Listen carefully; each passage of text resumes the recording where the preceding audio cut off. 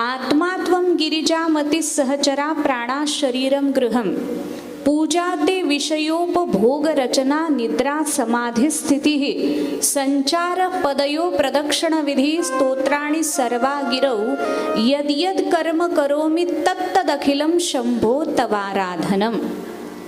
भगवान शंकराची आराधना करण्याचं एक अत्युच्च स्वरूप आचार्यांनी आपल्या समोर मांडलं.